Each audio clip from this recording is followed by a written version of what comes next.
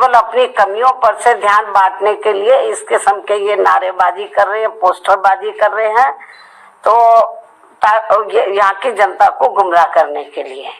तो जिनसे इन सीटों के मतदाताओं को सावधान रहना बहुत जरूरी है। इतना ही नहीं बल्कि सपा की रही सरकार में तो यहाँ अधिकारी लोग नहीं बल्कि सपा के गुंडे, बदमाश, माफिया आदि ही ज्यादातर इनकी सरकार चलाते रहे।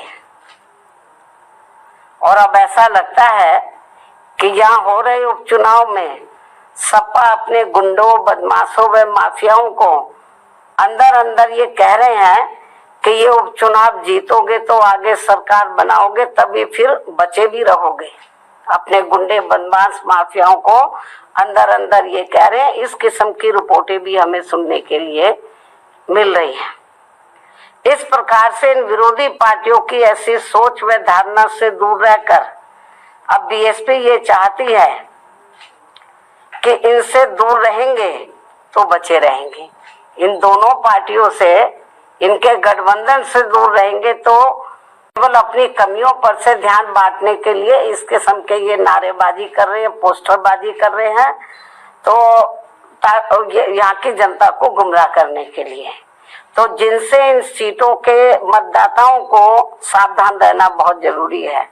इतना ही नहीं बल्कि सपा की रही सरकार में तो यहाँ अधिकारी लोग नहीं बल्कि सपा के गुंडे, बदमाश, माफिया आदि ही ज्यादातर इनकी सरकार चलाते रहे। और अब ऐसा लगता है कि यहाँ हो रहे उपचुनाव में सपा अपने गुंडों, बदमाशों व माफियाओं को अंदर अंदर ये कह रहे हैं कि ये उपचुनाव जीतोगे तो आगे सरकार बनाओगे, तभी फिर बचे भी रहोगे। अपने गुंडे, बदमाश, माफियाओं को अंदर अंदर ये कह रहे हैं। इस किस्म की रिपोर्टें भी हमें सुनने के लिए मिल रही है। इस प्रकार से इन विरोधी पार्टियों की ऐसी सोच व धारणा से दूर रहकर अब बीएसपी ये चाहती है कि इनसे दूर रहेंगे तो बचे रहेंगे। इन दोनों पार्टियों से, इनके गठबंधन से दूर रहेंगे तो